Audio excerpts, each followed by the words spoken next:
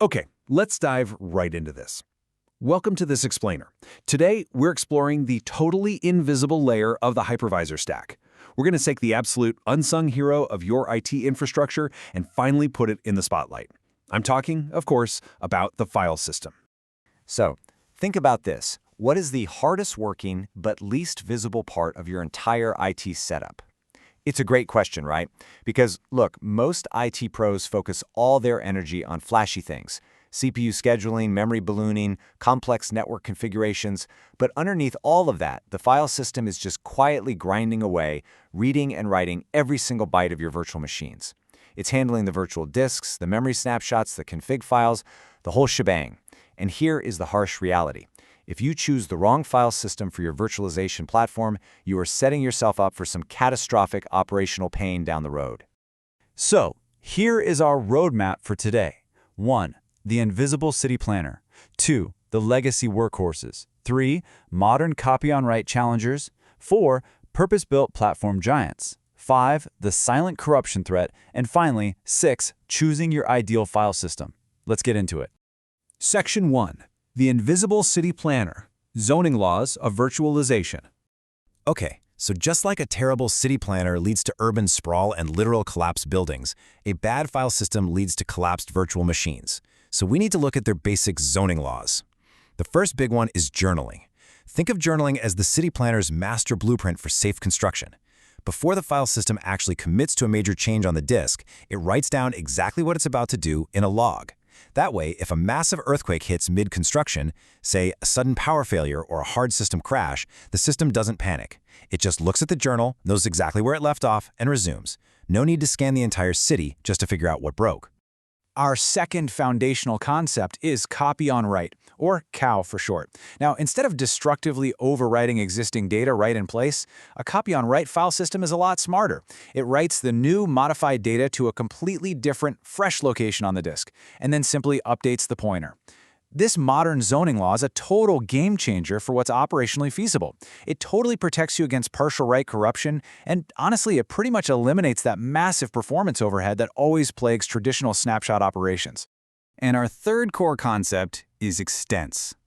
Imagine having to track a massive virtual disk block by block.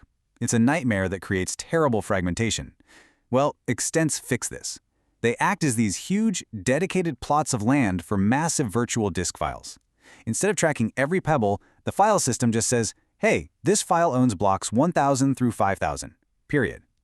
This keeps heavy I/O traffic flowing super smoothly without the file system having to micromanage every single brick in the building. Section 2. The Legacy Workhorses, NTFS, XFS, and ext4. Let's take a tour of the more established districts, starting over on the Linux side with XFS and ext4. XFS is fascinating because it behaves almost like multiple independent file systems, all thanks to a feature called allocation groups. This brilliantly solves the dreaded concurrency problem, making it the absolute perfect backbone for Red Hat KVM hosts, where you might have dozens of VMs doing heavy I/O at the exact same time. On the flip side, ext4 remains the universal, highly mature workhorse you'll usually find by default on things like Ubuntu or older Proxmox setups. It's incredibly reliable, kind of like that old Toyota Camry that just runs forever, but it definitely bottlenecks under high concurrency. And the really crucial takeaway here is that both of these legacy systems completely lack native copy-on-write capability. Now, jumping over to the Windows world, when we contrast the legacy NTFS differencing disk method with Microsoft's much newer RFS, the difference is honestly staggering, because RFS uses copy-on-write along with this awesome feature called block cloning, an I/O-heavy VM checkpoint that would normally take minutes of brutal disk thrashing on NTFS literally turns into an instantaneous metadata operation on RFS. We are talking finishing in mere milliseconds. It's wild. Section 3. Modern copy-on-write challengers, ReFS and ZFS. Okay, so we just touched on Microsoft's ReFS, but now we absolutely have to talk about the open-source heavyweight ZFS. ZFS isn't just a file system. It essentially collapses the entire traditional storage stack. It takes your hardware RAID, the volume manager, and the file system and merges them all into a single, highly sophisticated layer.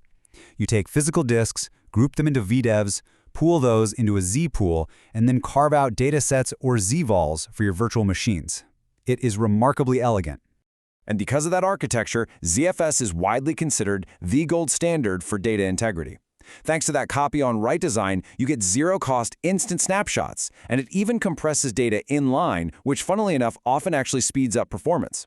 This is exactly why it's so incredibly popular on platforms like Proxmox. But you knew there was a catch, right? It has a pretty big flaw you need to be aware of. It is incredibly RAM hungry. If you want to use advanced features like deduplication, you need massive amounts of hardware memory. We're talking roughly 1 to 8 gigabytes of RAM for every single terabyte of storage. Section 4. Purpose-built platform giants, VMFS, vSAN, Nutanix, and VirtualizFS. Next up, we have the file systems built specifically from the ground up to handle hyper-converged, multi-host, concurrent access. First is the VMware ecosystem. Well over 2 decades ago, VMFS pioneered this incredible distributed locking mechanism. This on-disk locking meant multiple ESXi hosts could read and write to the exact same data store simultaneously. And that, my friends, is the absolute magic that makes vMotion possible.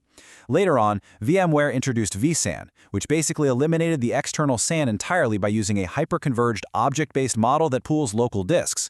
The main drawback to these platform giants? They are entirely proprietary. They lock you deep into their ecosystem, and that often comes with very, very high infrastructure costs. To see how these different architectures stack up, just think about the evolution in storage efficiency. At the absolute baseline, you have raw NTFS. As you step up through RFS, ZFS, and Nutanix, the efficiency naturally increases. But way up at the top is VirtualizFS, which utilizes a global inline deduplication architecture. Because it deduplicates every single byte across the entire cluster, not just on a single node, it can actually achieve an incredible 3 to 8 times efficiency multiple. That is a massive operational advantage. Section 5. The silent corruption threat, the villain in the stack. All right, it is time to introduce a very tangible, very real villain lurking in your standard commodity hardware. It's called bit rot. Bit rot happens when data on a physical disk changes value due to hardware faults, maybe a bad sector, or even a literal cosmic ray causing a DRAM bit flip, and it happens without a single error being reported.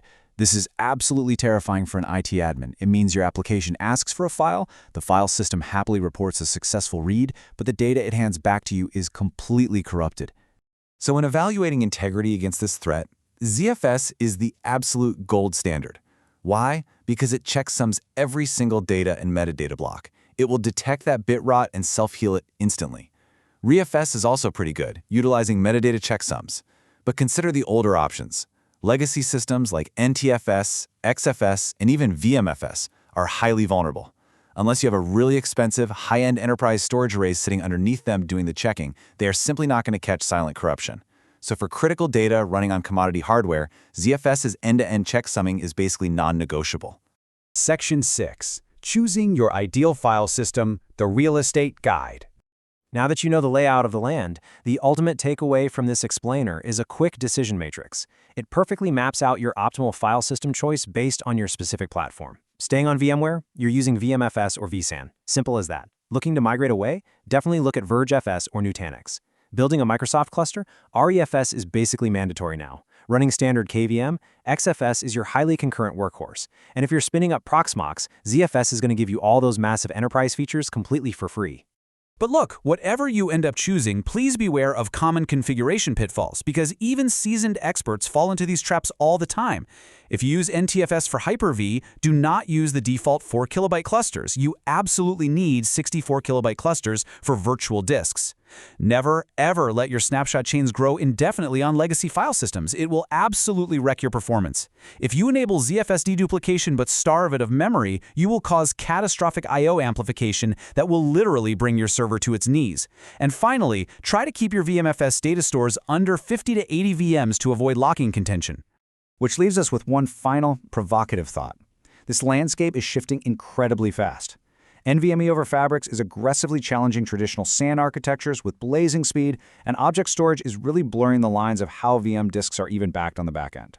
Technology evolves, and your foundations absolutely have to evolve with it.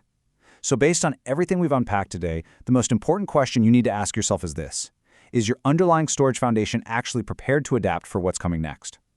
Thanks so much for joining me for this explainer. I really hope this helps you build a stronger, faster, and much safer infrastructure.